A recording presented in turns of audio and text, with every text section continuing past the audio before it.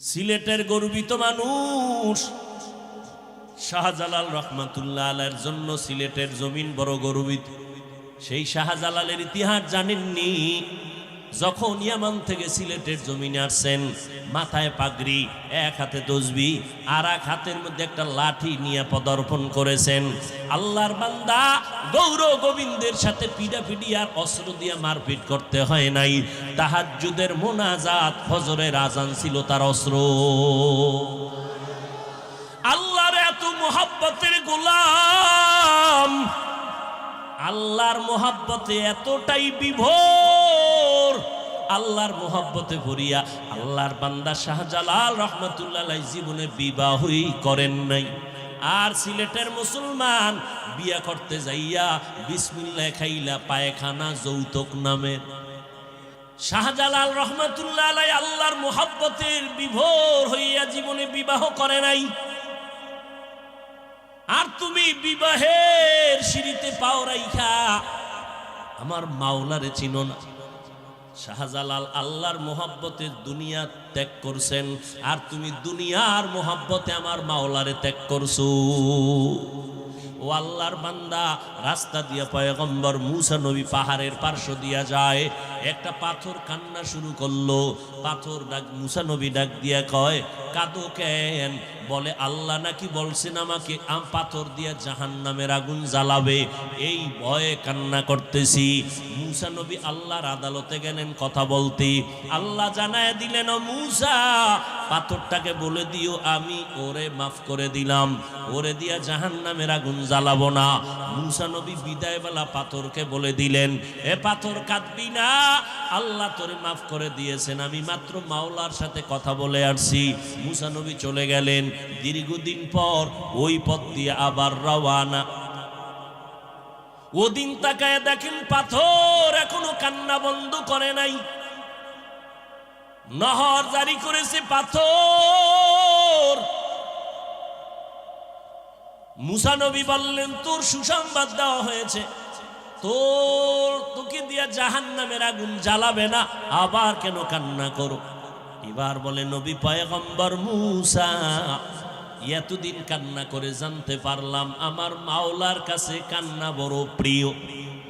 এতদিন কান্না করছি জাহান্নামের ভয়, আর এখন কান্না করি মাওলার মোহাব্বত। যত কাঁদবো মাওলার মোহাব্বত বাড়বে। কান্না করলে সন্তানের কান্নায় মা বাবার মোহাব্বত বাড়ে।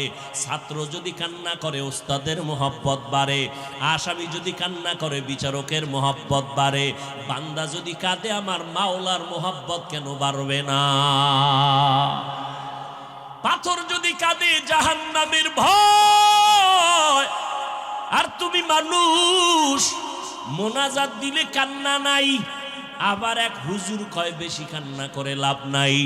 অথচ মদিনার নবী বলেন, এক ফোঁটা চোখের পানি যদি কেউ ফেলে দাও, গাভীর ওলান থেকে দুধ বের করে ভেতরে ঢুকানো যেমন সম্ভব না, কান্নাওয়ালা বান্দা বান্দিকে জাহান্নামে ঢুকানো সম্ভব হবে না। আল্লাহ কোরআনে বলেন, বেশি বেশি কান্না কর, ফালিয়াজহাকু কালিলা ওয়ালিয়াবকু কাসীরা। শুধু কাঁদতে বলে নাই, বেশি কাঁদো কম হাসো। হাসলে কলব মরে যায়, কানলে কলব জিন্দা হয়। কিন্তু অনেকে বলে, হুজুর মনে চায় কান্না করি, চোখে পানি আসে না।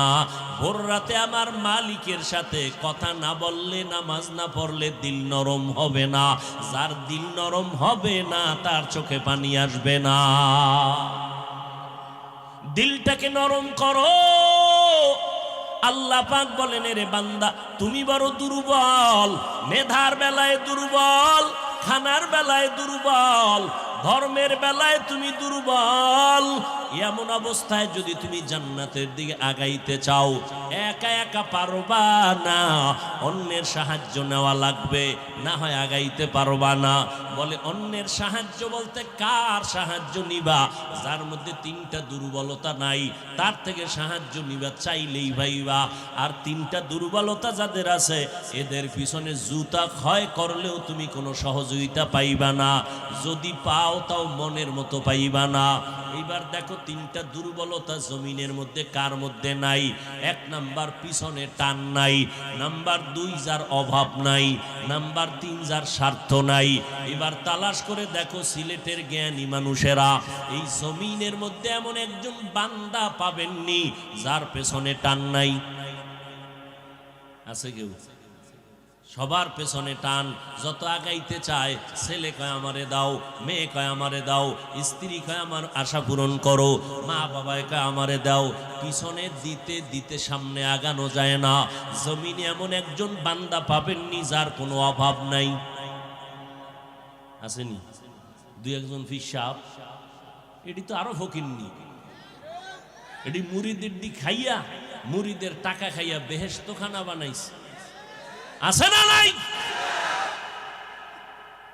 মুরিদের টাকা দিয়া রাজমহল বানায়। আল্লাহ হেদায়াত দান করুন। জমিনের মধ্যে অভাব ছাড়া কেউ নাই, বরং তুলনামূলক আমি এভাবে বলি, যার টাকা যত বেশি তার অভাব তত বেশি। গরিবের অভাব কেমন জানেননি? 100 টাকায় সমাধান। বড় লোকের অভাব লক্ষ টাকায় সমাধান হয় না। গরিব রিক্সা নিয়ে রাস্তায় বের হয়ে গেল, রিক্সার চাক্কা পাঞ্চার হয়ে গেল, লিক হয়ে গেল, এখন হাইটা 1.5-2 কিলোমিটার চলে যাবে। বড় লোক গাড়ি নিয়ে, প্যারাডো গাড়ি নিয়ে যখন নামবে, হঠাৎ যদি ডিস্টার্ব হয়, ড্রাইভার বলবে স্যার আমি ব্যর্থ হয়ে গেলাম। এইবার বড় লোক বইয়া কান্না ছাড়া উপায় নাই, না পিছনে যেতে পারবে হেঁটে, না সামনে যেতে পারবে। বড় লোক এতটাই দুর্বল।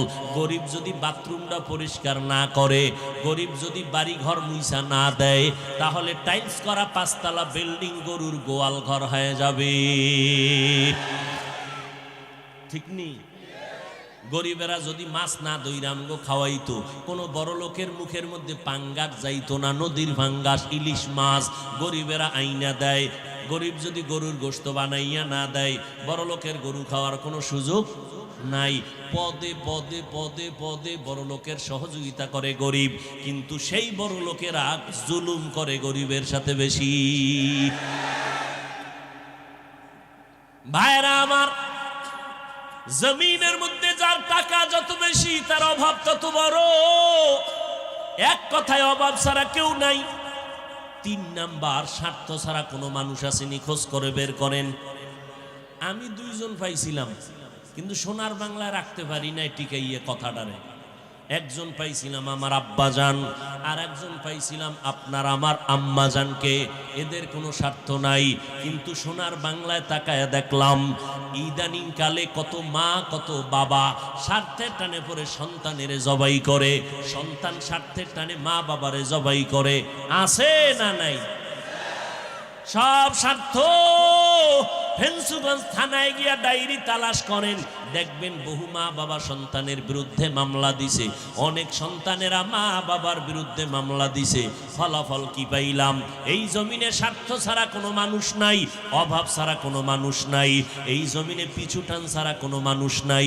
এই 3টা দুর্বলতা যার নাই, তিনি হলেন একমাত্র আমার আল্লাহ। ও বান্দা, আমি মালিকের উপর তোর উপরে রাগ করি নাই। আমি যদি রাগ করতাম, এই বয়সে যেই পরিমাণ অন্যায় করছো, এই অন্যায় আর গুনাহ আর অপরাধ যদি মায়ের সাথে করতি, তোর মা তোরে লাথি মেরে তাড়ায় দিত।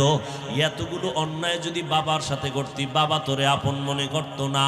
ভাইয়ের সাথে যদি করতি, ভাই তোরে ভাই বলে পরিচয় দিত না।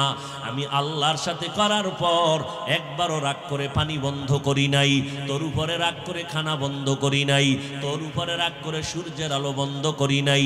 বরং প্রত্যেকটা রাতের শেষ ভাগে আমি আল্লাহ প্রথম আসমানে আইসা তোদেরকে ডাকতেছি, ও বান্দা, গুনাহ যদি করিয়াও ফালাও তওবা কর।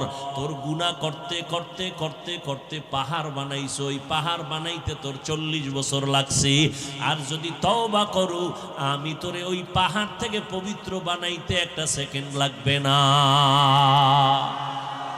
या इलाही मुझसे मुझको दूर कर, ताके देखो मुझ में तुझको एक नजर।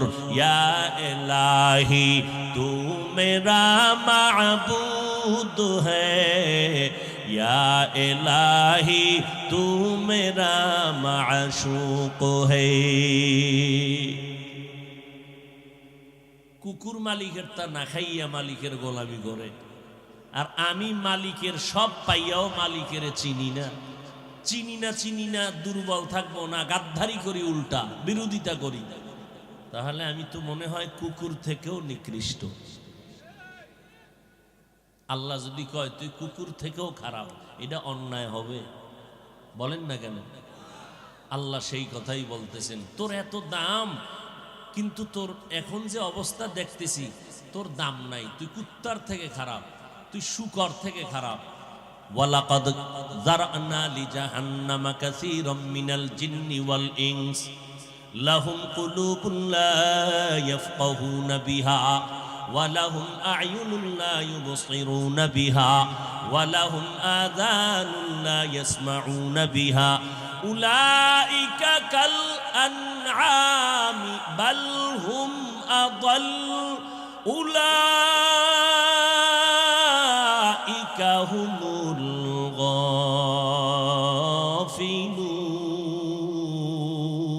গাফিলুন। ই কালামে জিন্দা কুরআনে হাকিম হিকমতে উলা ইয়াজালসতু কদিম জামিউল ইলম ফিল কুরআনে হাকিম তাকাসারাত আনহু আফহামুর রিজালি। আল্লাহ তাআলা বলেন অধিকাংশ মানুষ জাহান্নামে যাবে। সূরা আরাফ 9 পারা আল্লাহ বলেন অধিকাংশ মানুষ জাহান্নামে যাবে। কম না বেশি? কি বুঝলেন? কম না বেশি? বেশিরভাগ মানুষ জাহান্নামে যাবে। কেন? আল্লাহ বলেন এদেরকে আমি আল্লাহ রাডার দিলাম, কল্ব, যেটাকে আমরা দিল বলি। দিল আছে না নাই? এই কলব দিলাম, ফিকির করবে, ভাববে, ভাবনা করে করে বান্দা আগাবে, কিন্তু কলব দিয়ে সে কোনো ফিকির করে না, কোনো ভাবেই না, চিন্তাও করে না। আমি চক্ষু দিলাম দেখার জন্য, বান্দাকে যা দেখতে বলেছি তা দেখে না। মাকে দেখবা সওয়াব, আল্লাহর কুদরত দেখো সওয়াব, ওলামায়ে কেরাম দেখবা সওয়াব, শিক্ষকের নেক নজরে দেখো সওয়াব, ওলামায়ে কেরাম দেখো, আল্লাহর মাখলুক দেখো সওয়াব। কিন্তু সারা রাত বান্দা তুই মোবাইলের দিকে তাকাইয়া তাকাইয়া কবিরা গুনাহ করে করে রাত কাটাইলি। আল্লাহ পাক বলেন এই মানুষগুলো অধিকাংশ জাহান্নামে যাবে। আমি আল্লাহ কান দিলাম শোনার জন্য, যা শুনতে বলেছি তা শুনে না। শুনবি বান্দা মসজিদের আজান, শুনবা মা বাবার দাওয়াত, শুনবা উলামায়ে কেরামের কথা, শুনবা বড়দের কথা, কথাগুলো আমল করবা। তুমি কানের মধ্যে গীবত শুনো, তুমি কানের মধ্যে গালি শুনো, তুমি কানের মধ্যে বারবার তুমি মিথ্যা কথার আওয়াজ নাও। এই মানুষগুলো আল্লাহ কয় উলাইকা কাল আনআম, চতুষ্পদ জন্তুর মতো। কয় না না, বাল হুম আদল, বরং চতুষ্পদ জানোয়ার থেকে ওই মানুষগুলো খারাপ। উলাইকা হুমুল গাফিলুন, এরা হলো চূড়ান্ত গাফেল, এরা হলো নিষ্কর্মা, এরা হলো বিফল মানুষ। আমি আল্লাহ এদেরকে জাহান্নামে দিয়ে দিব। আল্লাহ কোরআনের আর এক আয়াতের মধ্যে বলেন ইয়া আইয়ুহাল্লাযীনা আমানু কু আনফুসাকুম ওয়া আহলিকুম নারা ওয়াকুদুহান নাস ওয়াল হিজারা। এরে মুমিন, জাহান্নামের আগুন থেকে বাঁচো, তোমার আহালকেও বাঁচাও। কেন? আল্লাহ তাআলা বলেন কেন জানোনি? ওয়াকুদুহান নাস ওয়াল হিজারা, জাহান্নামের আগুন জ্বালাবো আমি মানুষ আর পাথরের দ্বারা। আল্লাহ তাআলা বেঈমানকে সাহায্যের কথা বলেন নাই, মুমিনরা সাহায্য প্রার্থনা করো। দুনিয়ার সব মানুষগুলো দুর্বল, তবে বেঈমানকে আল্লাহ সাহায্য চাইতে বলেন নাই, মুমিনকে বলেছেন। কারণ জান্নাত শুধু মুমিন পাবে, কোনো বেঈমান কখনো জান্নাত পাবে না। এজন্য আল্লাহ কয় মুমিন তুমি জন্মগতভাবে দুর্বল। ওয়া খুলিকাল ইনসানু যায়ীফা, তোমার মতো দুর্বল আমি কোনো প্রাণী বানাই নাই। তুমি পিপিলিকার কাছেও বড় দুর্বল, তুমি একটা মশার কাছেও বড় দুর্বল, তুমি খানার বেলায় দুর্বল, বাতাসের বেলায় তুমি দুর্বল, তুমি ঘুমের বেলায় দুর্বল, তুমি মেধার বেলায় দুর্বল। আমি আল্লাহ তোমাকে এত দুর্বল করে বানাইছি, এমন দুর্বল করে ভিন্ন কোনো প্রাণী আমি বানাই নাই। ওয়াখুলিকাল ইনসানু যায়ীফা। পৃথিবীর মধ্যে বড় বড় পাহাড় আছে, কোহে কাফ একটা পাহাড়, ওই পর্বতমালায় এক প্রাণী বসবাস করত, নাম সি মোরগ। এক একটা সি মোরগের দৈনিক খানা ছিল 40টা মোটা তাজা হাতি। এক একটা প্রাণী কয়টা হাতি খায়? কথা বলেন না কেন? বড় বড় সমুদ্রের ভেতরে নীলতিমি আছে, নীলতিমি। এক একটা নীলতিমির জন্য প্রতিদিনের খানার তালিকায় আছে 1000 কেজি চিংড়ি মাছ। না খাইয়া মাছ মরে গেছে। হাজার লাখো কোটি কোটি সমুদ্রের মাছ, একটা প্রাণীও না খাইয়া মরে নাই। গর্তের পিপিলিকাও না খায় মরে না। জঙ্গলের ভেতরে হাজারো প্রাণী আছে, না খায় মরে নাই। কিন্তু নদীর মাছ এরা আল্লাহর কাছে দামি না। জঙ্গলের কোন প্রাণী আল্লাহর কাছে শ্রেষ্ঠ না। আল্লাহর কাছে একমাত্র দামি হলো আদম সন্তান, বনি আদম। ওয়ালাকাদ কাররামনা বনি আদম ওয়া হামালনাহুম ফিল বাররি ওয়াল বাহরি ওয়া রাযাকনাহুম মিনাত তাইয়্যিবাত ওয়া ফাদ্দালনাহুম আলা কাসীরিম মিম্মান খালাকনা তাফদীলা। বনি আদম এতটাই দামি, নূরের সৃষ্টি ফেরেশতাও এত দামি না, মাটির সৃষ্টি মানুষ এত দামি। আল্লাহ বলেন, এ আদমের সন্তান, তোমাদের জন্য আমি আল্লাহ জমিনে চলার মতো ব্যবস্থা করেছি, পানির মধ্যে চলার মতো সুন্দর ব্যবস্থা করেছি। ব্যবসার মাল নিয়ে তোমরা এক প্রান্ত থেকে আর এক দেশে চলে যাবে, আমি আল্লাহ তোমাদের জন্য জমিনে সুন্দর খানার আয়োজন করেছি। এরে গোলাম তাকায় দেখ, কুকুরের পেট আছে, খানাও চায়, আল্লাহ রিজিকের ব্যবস্থাও করেছেন। গরুর পেট আছে, ক্ষুধা আছে, খানাও খায়, আল্লাহ ওর জন্য খানার আয়োজন করেছেন। মানুষের পেট আছে, ক্ষুধা আছে, খানাও চাও, তবে কুকুরের মতো খানা বান্দা তোমারে দেই নাই, গরুর খানাটা তোমারে দেই নাই।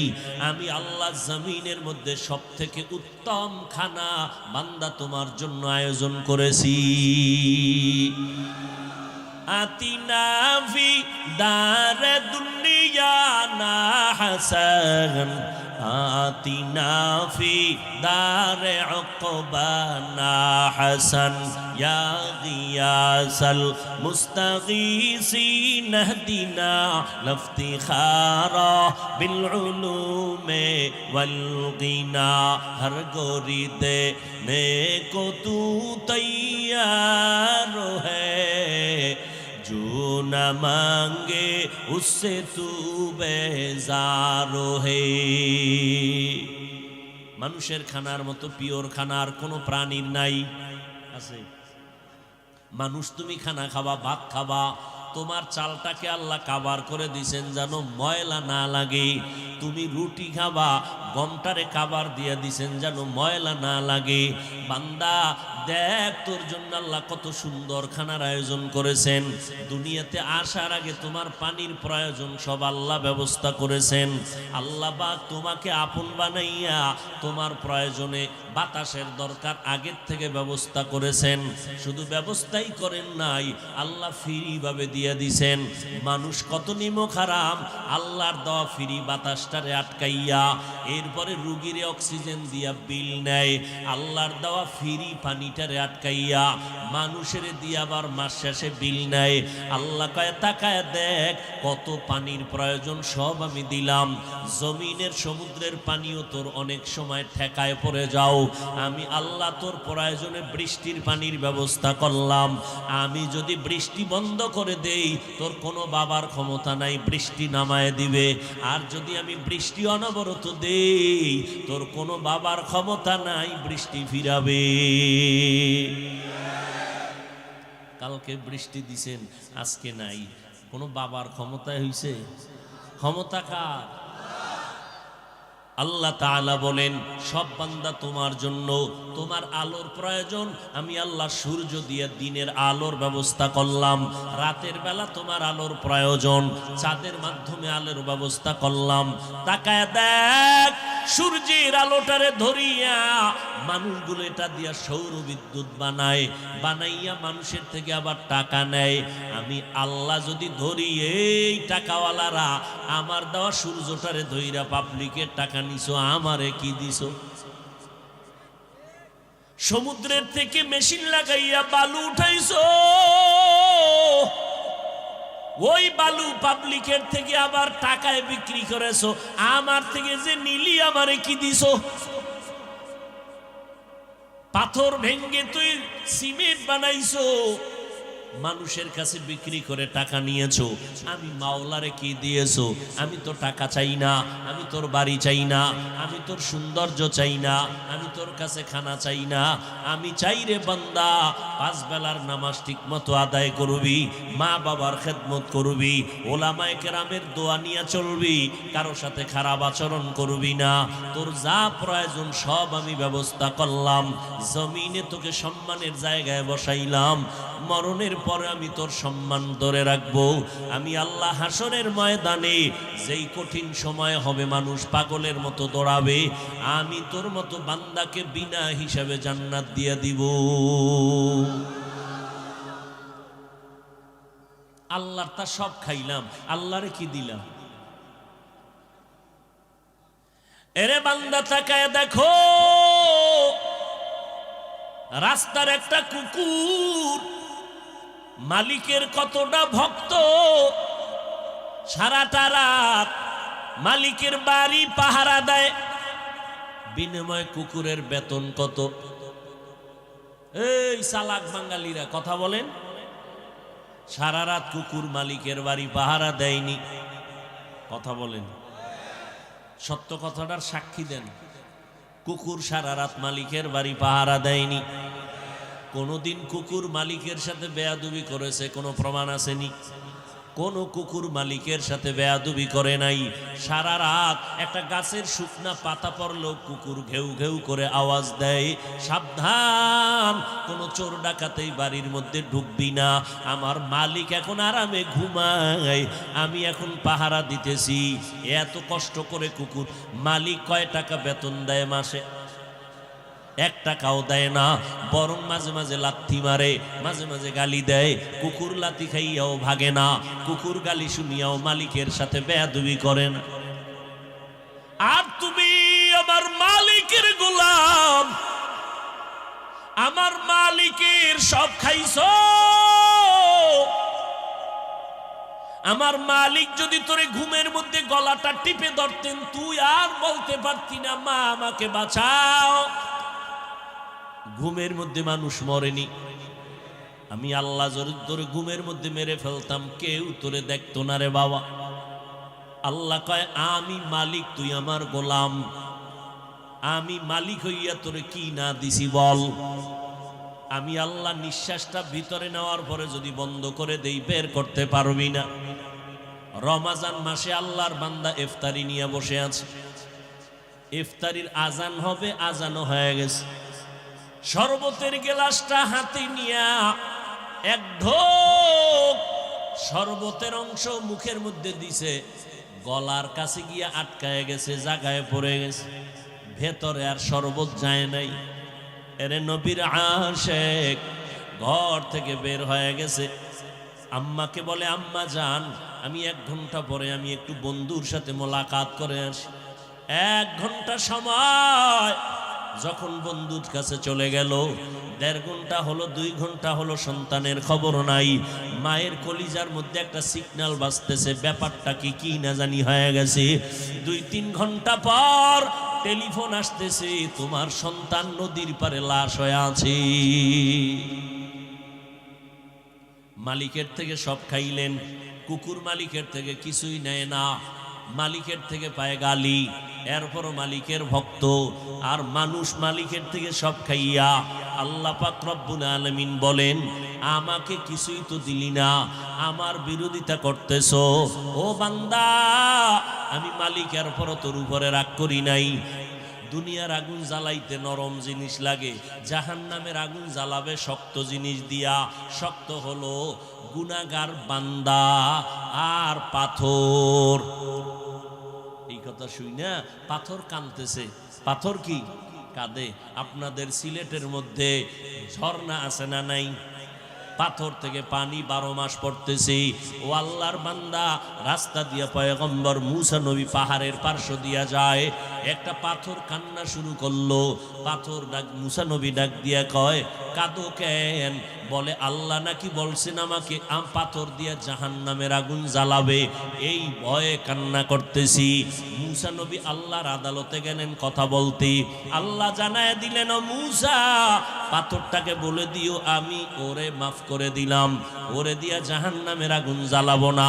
মুসা নবী বিদায়বেলা পাথরকে বলে দিলেন, এ পাথর কাঁদবি না, আল্লাহ তোরে মাফ করে দিয়েছেন, আমি মাত্র মাওলার সাথে কথা বলে আসছি। মুসা নবী চলে গেলেন। দীর্ঘদিন পর ওই পথ দিয়ে আবার রওয়ানা। ওদিন তাকায় দেখেন পাথর এখনো কান্না বন্ধ করে নাই। নহর জারি করেছে পাথর। মুসা নবী বললেন, তোর সুসংবাদ দেওয়া হয়েছে, তোকে দিয়া জাহান্নামের আগুন জ্বালাবে না, আবার কেন কান্না করো? এবার বলে, নবী পয়গম্বর মুসা, এতদিন কান্না করে জানতে পারলাম আমার মাওলার কাছে কান্না বড় প্রিয়। এতদিন কান্না করছি জাহান্নামের ভয়, আর এখন কান্না করি মাওলার মোহাব্বত। যত কাঁদবো মাওলার মোহাব্বত বাড়বে। কান্না করলে সন্তানের কান্নায় মা বাবার মোহাব্বত বাড়ে। ছাত্র যদি কান্না করে ওস্তাদের মোহাব্বত বাড়ে। আসামি যদি কান্না করে বিচারকের মোহাব্বত বাড়ে। বান্দা যদি কাঁদে আমার মাওলার মোহাব্বত কেন বাড়বে না? পাথর যদি কাঁদে জাহান্নামের ভয়, আর তুমি মানুষ মোনাজাত দিলে কান্না নাই। আবার এক হুজুর কয় বেশি কান্না করে লাভ নাই। অথচ মদিনার নবী বলেন, এক ফোঁটা চোখের পানি যদি কেউ ফেলে দাও, গাভীর ওলান থেকে দুধ বের করে ভেতরে ঢুকানো যেমন সম্ভব না, কান্নাওয়ালা বান্দা বান্দিকে জাহান্নামে ঢুকানো সম্ভব হবে না। আল্লাহ কোরআনে বলেন, বেশি বেশি কান্না কর, ফালিয়াজহাকু কালিলা ওয়ালিয়াবকু কাসীরা। শুধু কাঁদতে বলে নাই, বেশি কাঁদো কম হাসো। হাসলে কলব মরে যায়, কানলে কলব জিন্দা হয়। কিন্তু অনেকে বলে, হুজুর মনে চায় কান্না করি, চোখে পানি আসে না। ভোর রাতে আমার মালিকের সাথে কথা না বললে, নামাজ না পড়লে দিল নরম হবে না। যার দিল নরম হবে না তার চোখে পানি আসবে না। দিলটাকে নরম করো। আল্লাহ পাক বলেন, রে বান্দা তুমি বড় দুর্বল, মেধার বেলায় দুর্বল, খানার বেলায় দুর্বল, ধর্মের বেলায় তুমি দুর্বল। এমন অবস্থায় যদি তুমি জান্নাতের দিকে আগাইতে চাও, একা একা পারবা না, অন্যের সাহায্য নেওয়া লাগবে, না হয় আগাইতে পারবা না। বলে, অন্যের সাহায্য বলতে কার সাহায্য নিবা? যার মধ্যে 3টা দুর্বলতা নাই, তার থেকে সাহায্য নিবা চাইলেই ভাইবা। আর 3টা দুর্বলতা যাদের আছে, এদের পিছনে জুতা ক্ষয় করলেও তুমি কোনো সহযোগিতা পাইবা না। যদি পাও পাও তাও মনের মতো পাইবা না। এইবার দেখো তিনটা দুর্বলতা জমিনের মধ্যে কার মধ্যে নাই? এক নাম্বার পিছনে টান নাই, নাম্বার দুই যার অভাব নাই, নাম্বার তিন যার স্বার্থ নাই। এবার তালাশ করে দেখো সিলেটের জ্ঞানী মানুষেরা এই জমিনের মধ্যে এমন একজন বান্দা পাবেননি যার পেছনে টান নাই। আছে কেউ? সবার পেছনে টান। যত আগাইতে চায়, ছেলে কয় আমারে দাও, মেয়ে কয় আমারে দাও, স্ত্রী কয় আমার আশা পূরণ করো, মা বাবায় কয় আমারে দাও। পিছনে দিতে দিতে সামনে আগানো যায় না। জমিনে এমন একজন বান্দা পাবেননি যার কোনো অভাব নাই। আসেনি? দুই একজন ফিসাব, এটি তো আরো ফকিরনি। এটি মুরিদের দি খাইয়া, মুরিদের টাকা খাইয়া বেহেশত খানা বানাইছে। আছে না নাই? মুরিদের টাকা দিয়া রাজমহল বানায়। আল্লাহ হেদায়াত দান করুন। জমিনের মধ্যে অভাব ছাড়া কেউ নাই। বরং তুলনামূলক আমি এভাবে বলি, যার টাকা যত বেশি তার অভাব তত বেশি। গরিবের অভাব কেমন জানেননি? 100 টাকায় সমাধান। বড় লোকের অভাব লক্ষ টাকায় সমাধান হয় না। গরিব রিক্সা নিয়ে রাস্তায় বের হয়ে গেল, রিক্সার চাক্কা পাঞ্চার হয়ে গেল, লিক হয়ে গেল, এখন হাইটা 1.5-2 কিলোমিটার চলে যাবে। বড় লোক গাড়ি নিয়ে, প্যারাডো গাড়ি নিয়ে যখন নামবে, হঠাৎ যদি ডিস্টার্ব হয়, ড্রাইভার বলবে স্যার আমি ব্যর্থ হয়ে গেলাম। এইবার বড় লোক বইয়া কান্না ছাড়া উপায় নাই।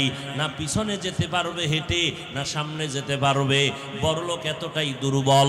গরিব যদি বাথরুমটা পরিষ্কার না করে, গরিব যদি বাড়ি ঘর মুইসা না দেয়, তাহলে টাইলস করা 5 তলা বিল্ডিং গরুর গোয়াল ঘর হয়ে যাবে। ঠিক নেই?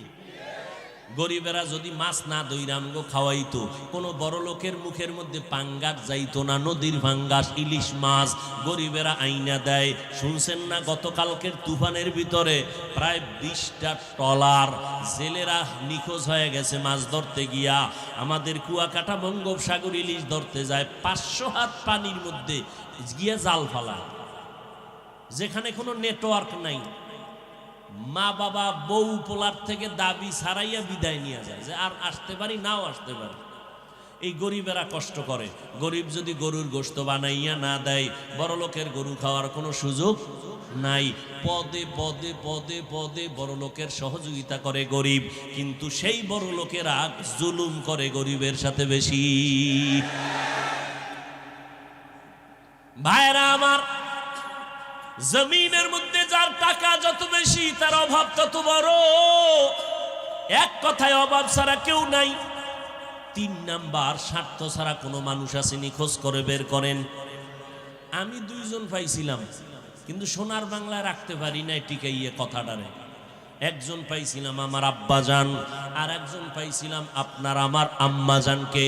এদের কোনো স্বার্থ নাই, কিন্তু সোনার বাংলায় তাকায় দেখলাম ইদানিং কালে কত মা কত বাবা স্বার্থের টানে পড়ে সন্তানের জবাই করে, সন্তান স্বার্থের টানে মা বাবারে জবাই করে।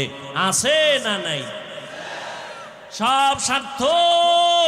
ফেন্সুগঞ্জ থানায় গিয়া ডায়েরি তালাশ করেন, দেখবেন বহু মা বাবা সন্তানের বিরুদ্ধে মামলা দিছে। অনেক সন্তানেরা মা বাবার বিরুদ্ধে মামলা দিছে। ফলাফল কি পাইলাম? এই জমিনে স্বার্থ ছাড়া কোনো মানুষ নাই, অভাব ছাড়া কোনো মানুষ নাই, এই জমিনে পিছুটান ছাড়া কোনো মানুষ নাই। এই 3টা দুর্বলতা যার নাই, তিনি হলেন একমাত্র আমার আল্লাহ। আল্লাহর পিছনে টান আছে। মাইয়া ফলায় কইবনি আল্লাহ আমি তোমার মাইয়া, কিছু দিয়া যাও। আল্লাহর এমন কেউ আসেনি? খ্রিস্টানরা কয় মারিয়াম আল্লাহর মেয়ে। আরে না, আল্লাহর বউ। আর ঈসা নবী আল্লাহর ছেলে। নাউজুবিল্লাহ আসে না? ইমান এত দুর্বল হয়ে গেছে। আফসোস হবে না, কি হবে? ইমান তাজা হয় কোরআন তেলাওয়াতে, নামাজে। এখানে এত আশেকরা বসছে, ফজরও পড়ে নাই, জহুর পড়ে নাই, আসর পড়ে নাই, মাগরিব পড়ে নাই। মোনাজাত হবে, আলেমরা এখানে বলবে, এশার নামাজ হবে মাঠে। এই 2-4-5 জন ছাড়া কেউ নামাজে বসবে না, সব বাইরে গিয়ে বিড়ি টানবে। যেইভাবে ঠিক কন মনে হয় কেউ বিড়ি টানে না, আমি একা টানি।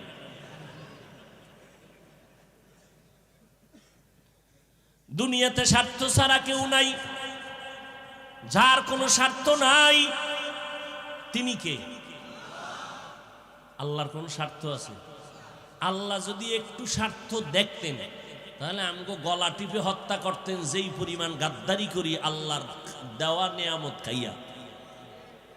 আল্লাহ রাগ করছেন? ইয়া আইয়ুহান নাস আনতুমুল ফুকারাউ ইলাল্লাহ ওয়াল্লাহু হুয়াল গানিয়্যুল হামিদ।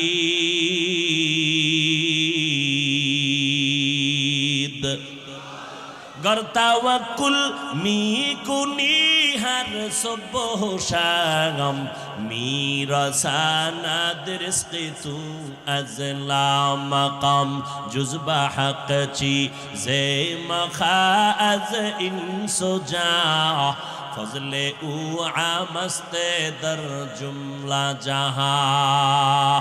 আল্লাহ বলেন, ও মানুষেরা, আমি আল্লাহ প্রশংসিত ধনী, তোমরা মানুষ সবাই ফকির। মানুষ কি? ফেঞ্চুগঞ্জ থানায় ধনী আছে না নাই? কিন্তু তার বাহাদুরি টিকবে কদ্দুর? সিলেট জেলায় গেলে শেষ।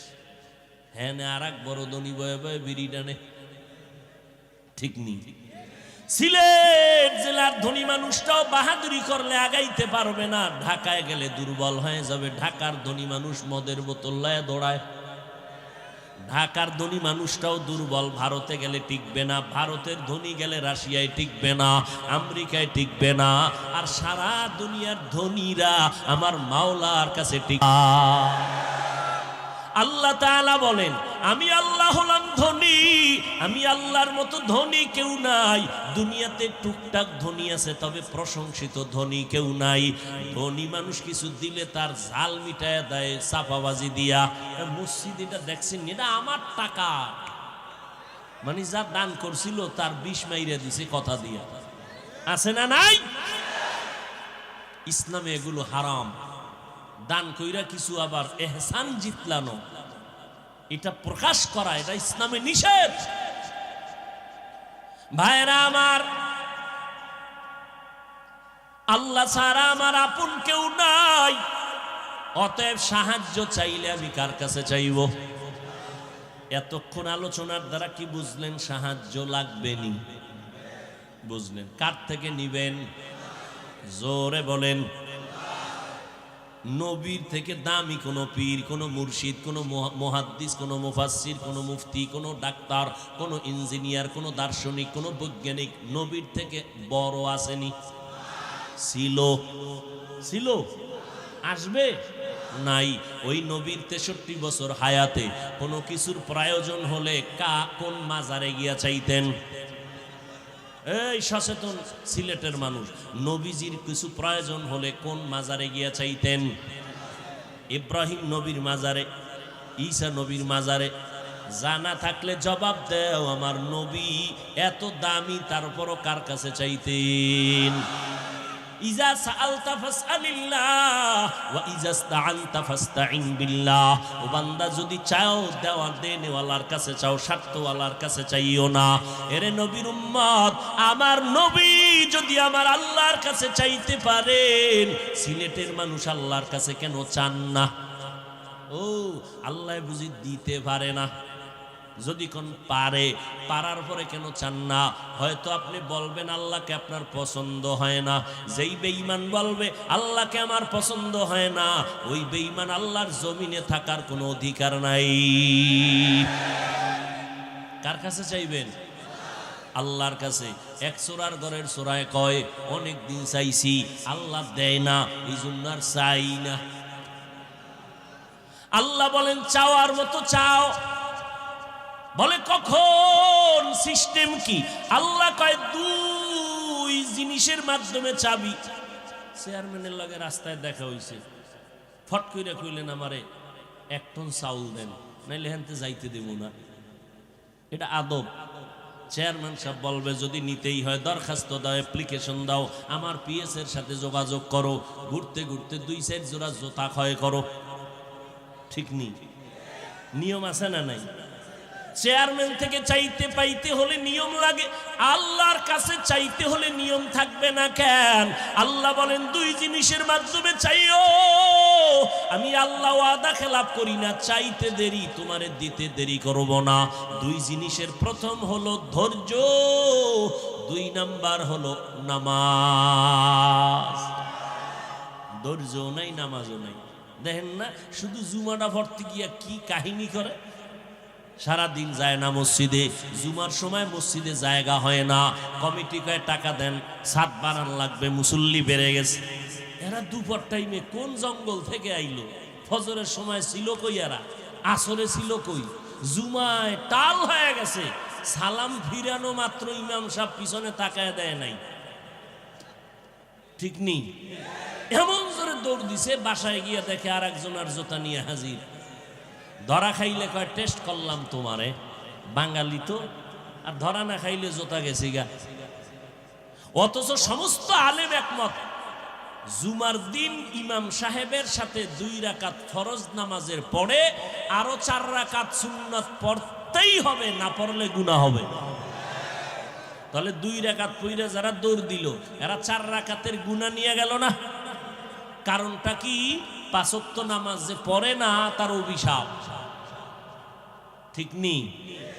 এই নামাজ বড় আফসোস। আল্লাহ বলেন 1 নম্বরে ধৈর্য, 2 নম্বরে নামাজ। ধৈর্যের কথা আগে বলছেন, নামাজের কথা পরে বললেন কেন? কয় ধৈর্য না থাকলে তোমার নামাজও হবে না। ধৈর্য ধারণ করে আগাও, হঠাৎ করে বিপদের খবর আসছে, তাড়াহুড়া করা যাবে না। ধৈর্যের সাথে তুমি ওযু বানাও, ধৈর্যের সাথে তুমি শরীর জামা কাপড় পাক বানাইয়া তারপরে নামাজে দাঁড়াও, সেজদা দাও, আল্লাহর কাছে দোয়া করো। আম্মা ইউজিবুল মুজতাররা ইজা দাআ ওয়া ইয়াকশিফুস সু। বান্দা যখন বিপদে পড়া নিরুপায় হয়ে আমার আল্লাহর কাছে ডাক দেয়, দোয়া করে, আমার আল্লাহ ফেরেশতা পাঠাইয়া বান্দাকে হেফাজত করে। 1 নম্বরে ধৈর্য, 2 নম্বরে নামাজ। ধৈর্য ধারণকারীদের জন্য সুসংবাদ 2টা, একটা দুনিয়ায় আর একটা পরকালে। দুনিয়ার সুসংবাদ হলো আল্লাহ কয়, ও ধৈর্য ধারণকারীরা, আমি আল্লাহ তোর সাথী হইয়া গেলাম, সব সময় তোমার সাথে আছি। আল্লাহর সাথে থাকলে কোনো ভয় নাই। 2 নাম্বার পুরস্কার আখিরাতে আল্লাহ বলবেন, ইন্নামা ইউয়াফাস সাবিরুনা আজরাহুম বিগাইরি হিসাব। ধৈর্য ধারণকারীরা হাসরের ময়দানে আল্লাহ বলবেন, বিনা হিসাবে জান্নাতে যাও। দুনিয়াতে ধৈর্য ধারণ করা লাগবে। এই ধৈর্য গুনার বেলায় ধৈর্য, 3 প্রকার ধৈর্য। ইবাদতের বেলায় ধৈর্য, মুসিবতের বেলায় ধৈর্য, গুনাহের বেলায় ধৈর্য। বান্দা ধৈর্য ধারণ করে আগাও। একটা কথা বলার আগে চিন্তা করো, কথাটা ভালো হবে না খারাপ হবে। কথাটার দ্বারা যাকে বলবো সে কষ্ট পাবে না, মনে মহব্বত বাড়বে। চিন্তা ভাবনা করে কথা বলো, চিন্তা ভাবনা করে কদম বাড়াও। ধৈর্যের সাথে বান্দা ইবাদত করো, ধৈর্যের সাথে মুসিবতের মধ্যে তুমি আল্লাহর স্মরণ করো। ধৈর্যের দ্বারা বান্দা আগাও। নামাজের মধ্যে ইহতিমাম শুরু করে দাও। নামাজের মাধ্যমে বান্দা সব মুসিবত থেকে তোমাকে আল্লাহ হেফাজত করবেন। আল্লাহর ওয়াদা। নামাজটা নামাজের মতো হতে হবে। আমাদের সমাজে কিছু নামাজি আছে, এরা নামাজও পড়ে, মিথ্যা কথা বলে, সুদও খায়, ঘুষও খায়। আছে না নেই? একদল আছে নামাজ পড়েই না, এরা আমগো থেকেও দামি। কেন জানেননি? নামাজ না পড়লে কি হইব, আমরা হুজুরগো থেকে ভালা, দিল পরিষ্কার, ইমান তাজা। এই ফতুয়াটা আমাকে একটু কোরআন হাদিস দিয়ে দেখাইলে তো আমরাও নামাজ বাদ দিতাম। কারণ শীতের মধ্যে ঠান্ডা পানি দিয়ে ওযু বানায় নামাজ পড়তে কষ্ট তো কম না। টুপি মাথায় দিলে মাথাটা গরম। তুমি যদি একটু বুঝাইয়া দিতে পারতা, টুপি ছাড়া মাওলারে তাড়াতাড়ি পাওয়া যাবে, টুপি ছাইরা দিতাম, দাড়ি কাইটা ফালতাম, লম্বা জামা বন্ধ করে দিতাম। ও যুবক, তুমিও যেই আল্লাহর গোলাম, আমিও সে আল্লাহর গোলাম। তোমার আল্লাহ আমার আল্লাহ এক, তোমার নবী আমার নবী এক। তোমার কাবা আমার কাবা এক, তোমার ধর্ম আমার ধর্ম, তোমার কোরআন আমার কোরআন এক, তোমার কালেমা আমার কালেমা এক। দুনিয়াতে আসছি আমরা এক, বিদায় বেলা কাফনের সংখ্যা 3টা হবে, তাও এক, কালার হবে আলাদা। কাফনের কালার আলাদা না এক? কে ধনী কে গরিব, কে আলেম কে মূর্খ, সব এক কালারের কাফন দিয়া পেঁচায় দাও।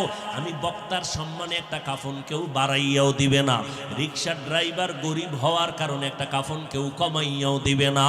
এমপি সাহেবের 3টা কাফন, এমপি সাহেবের পিএস মরলে তারেও 3টা কাফন দেওয়া হবে। আমি বান্দা বক্তাকেও 3 কাফন, আপনাকেও 3 কাফন। কবরের সাইজও হবে এক, কবরের মধ্যে 3টা প্রশ্ন হবে, তাও সবার বেলায় এক।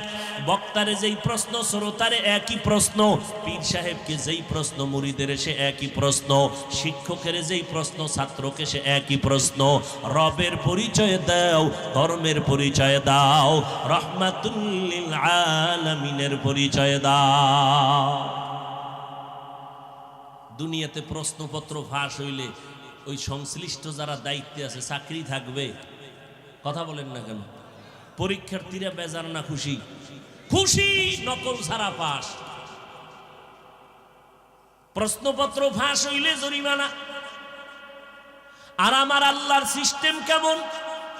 কবরের অন্ধকার জায়গার 3টা প্রশ্ন নবীদের দিয়া ফাঁস করে দিলেন। নবীদের কয় এগুলো বারবার বারবার উম্মতের স্মরণ করায় দেন। বারবার কবরের প্রশ্ন স্মরণ করাইয়া দেওয়ার পরেও যদি ও পরীক্ষার্থী কবরের যাত্রীরা কবরে গিয়া জবাব দিতে না পারো, কত কঠিন হবে বিচার। সেখানে জিগাইব তুমি কোন দলের নেতা, তুমি কোন দরবারের বীর, কোনো কিছু জিজ্ঞাসা করা হবে। প্রশ্ন 3টা, রবের পরিচয় দাও, ধর্মের পরিচয় দাও, রহমাতুল লিল আলামিনের পরিচয় দাও। এখন ওখানে জবাব কারা দিতে পারবে? আমরা হুজুর, গ্যারান্টি নেই। যদি থাকতো তো জান্নাতের টিকিট পাইছেন 10 জন সাহাবা, তারা মরণ পর্যন্ত কাঁদলেন কেন? কবরের চিন্তায়। জীবন ভর কান্নার আওয়াজ, আবু বকরের কান্না, ওমরের কান্না, উসমান রাদিয়াল্লাহু তাআলা আনহুমদের কান্না। এমন একজন আল্লাহওয়ালা নাই কান্না করেন নাই। সিলেটের গর্বিত মানুষ শাহজালাল রহমাতুল্লাহ আলাইহির জন্য সিলেটের জমিন বড় গর্বিত। সেই শাহজালালের ইতিহাস জানেননি? যখন ইয়ামান থেকে সিলেটের জমিনে আসছেন, মাথায় পাগড়ি, এক হাতে তসবিহ, আর এক হাতের মধ্যে একটা লাঠি নিয়ে পদার্পণ করেছেন। আল্লাহর বান্দা গৌর গোবিন্দের সাথে পিডাপিডি আর অস্ত্র দিয়ে মারপিট করতে হয় নাই। তাহাজ্জুদের মোনাজাত, ফজরের আজান ছিল তার অস্ত্র। আল্লাহর এত মোহাব্বতের গোলাম, আল্লাহর মোহাব্বতে এতটাই বিভোর, আল্লাহর মোহাব্বতে ভরিয়া আল্লাহর বান্দা শাহজালাল রহমাতুল্লাহ আলাইহি জীবনে বিবাহই করেন নাই। আর সিলেটের মুসলমান বিয়া করতে যাইয়া বিসমিল্লাহ খাইলা পায়খানা যৌতুক নামের। সিলেটে বোধহয় এটা নাই, আছে? সি সি সি সি, ধিক্কার তোমাদের কপালে। সারা দুনিয়াবাসী জানে সিলেটের মানুষ ধনী। আমি যখন আরে ভাই এখানে কি ডিশ আমি ছাইরে দেব, এই কাবজাব করতে করতে দেখবেন সব শেষ। আইলেনও খালি, গেলেনও খালি। লাডি নাই, হাত দিয়া কথা কন কেন? কিলাকিলি যখন করবেন লাডি দিয়েই করেন। বাহাদুরি এক একজনের মন মেজাজ যখন যা দেখে বয়ান চলতেছে, একজনের কারণে হাজার মানুষের ক্ষতি। সিলেটে যখন প্রথম আইছিলাম, একজনের জিগাইলাম সিলেটে চোর আসেনি, ভিক্ষুক আসেনি, চুরি হয়নি রাস্তাঘাটে, সব ধনী মানুষ। জব যা পাইছিলাম, কিন্তু এখন যা পাইলাম যে যৌতুকও আছে। যৌতুক ইসলামী আইনেও হারাম, সরকারি আইনেও হারাম। যারা এই হারাম খাইয়ে বিয়ে করবে, এরা মক্কা মদিনার ইমাম নিয়ে দোয়া করাইলো এই ঘরে শান্তি হবে না। আল্লাহ হেদায়াত দান করুন। ভাইরা আমার, শাহজালাল রহমাতুল্লাহ আলাইহি আল্লাহর মুহাব্বতের বিভোর হইয়া জীবনে বিবাহ করে নাই। আর তুমি বিবাহের সিঁড়িতে পাও রাইখা আমার মাওলারে চিনো না। শাহজালাল আল্লাহর মুহাব্বতের দুনিয়া ত্যাগ করছেন, আর তুমি দুনিয়ার মুহাব্বতে আমার মাওলারে ত্যাগ করছো।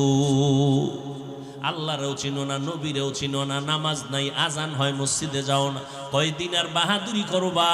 ও যুবকেরা, ও আল্লাহর বান্দারা, আল্লাহর কোরআন হলো আমাদের আসল পুঁজি।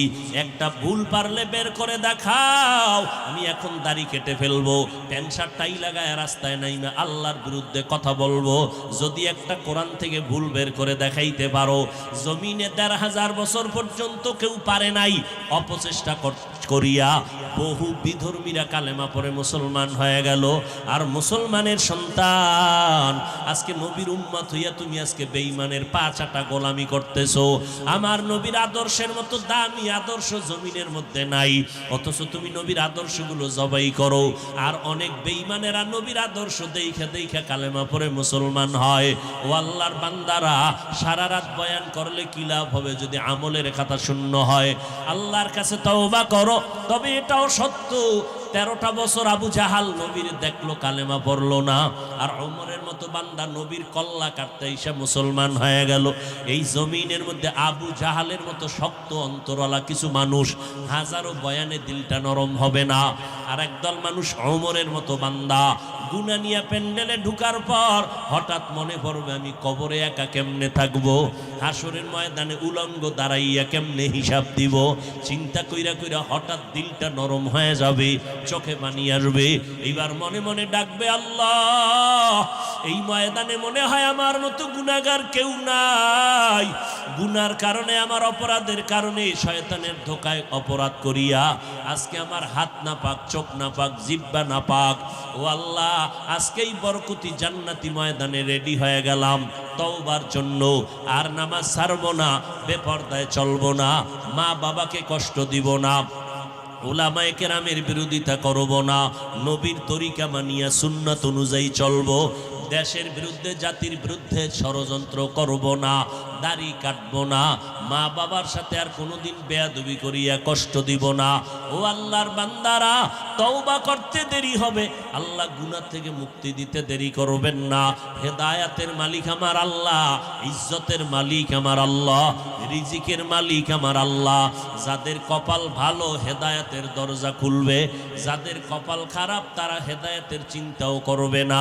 যারা চিন্তা করেছেন না জীবনে তো গুনাহ কম করি নাই, আমার গুনার খবর আমার মা বাবা, ভাই বোন, স্ত্রী, সন্তানেরা জানলে সবাই ঘৃণা করত। আজকে থেকে তওবা করব।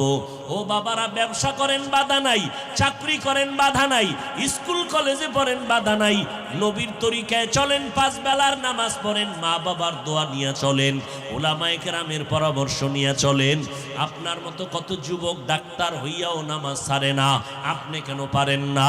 আপনার মতো কত যুবক স্কুল কলেজে পড়িয়াও নামাজ ছাড়ে না, কৃষিকাজ করে নামাজ ছাড়ে না, গাড়ি চালায়, ড্রাইভারি করে নামাজ ছাড়ে না। ও যুবকেরা, আপনারা কেন পারবেন না? আপনার মতো কত যুবক নদীর মধ্যে মাছ ধরে নামাজ ছাড়ে না, শ্রমিকের কাজ করে নামাজ ছাড়ে না, কৃষি কাজ করে নামাজ ছাড়ে না, আপনারা কেন পারবেন না? ও বৃদ্ধ বাবাজিরা, আপনার মতো কত বুড়া মানুষ লাঠি হাতে নিয়ে টোকাইয়া টোকাইয়া মসজিদে যাইয়া 5 বেলার নামাজ পড়ে, আপনি বুড়া হওয়ার কারণে কেন বলেন আমি নামাজ পড়তে পারি না? ও পর্দার আড়ালের আম্মা জানেরা, আপনারা নবীদের মায়ের মতো মা, সাহাবায়ে কেরামের মায়ের মতো মা, আপনারা উলামায়ে কেরামের মায়ের মতো মা। এই দুনিয়ায় যত ভালো ভালো সন্তান আছে সব আপনাদের অবদানের কারণে। আপনারা খাদিজা রাদিয়াল্লাহু আনহার মতো নারী, ফাতেমা রাদিয়াল্লাহু আনহার মতো নারী, আয়েশা রাদিয়াল্লাহু আনহার মতো নারী, একটা নেককার সন্তান দুনিয়াতে রেখে যান। সন্তানটাকে ডাক্তার বানাবেন, কোরআন পড়নেওয়ালা আদর্শ ডাক্তার বানাইয়েন। সন্তানটাকে ইঞ্জিনিয়ার বানাবেন, কোরআন পড়নেওয়ালা আদর্শ ইঞ্জিনিয়ার বানাইয়েন। দুনিয়াও ধন্য, পরকালও ধন্য। আপনার মতো কত মা 5 বেলার নামাজ পড়ে, স্বামীর মাল হেফাজত করে, পর্দা রক্ষা করে, সন্তানগুলোকে আদর্শওয়ালা বানানোর মেহনত করে। ও আম্মা জানেরা, আপনারা কেন পারবেন না? ও যুবতী বোনেরা, আপনার মতো কত বোন স্কুল কলেজে পড়িয়াও অযথা মোবাইলে সময় কাটায় না, 5 ওয়াক্ত নামাজ পড়ে। আপনি কেন অযথা সময় কাটাচ্ছেন, গুনাহ করতেছেন? আল্লাহর কাছে তওবা করেন। আল্লাহ হায়াতের মালিক, মরিয়া গেলে যাব, আর কোনোদিন গুনাহ করব না, নামাজ ছাড়ব না, বেপরদায় চলব না, দাড়ি কাটব না, মা বাবাকে কষ্ট দিব না, উলামায়ে কেরামের বিরোধিতা করব না, নবীর সুন্নাত অনুযায়ী চলব, দেশের বিরুদ্ধে, জাতির বিরুদ্ধে ষড়যন্ত্র করব না। তওবা করার যদি কারো অন্তরে নিয়ত হয়, মুনাফিকি যদি না থাকে, খাঁটি তওবার নিয়ত যাদের আছে, তারা দুটো হাত আমার আল্লাহকে দেখায়া দেন।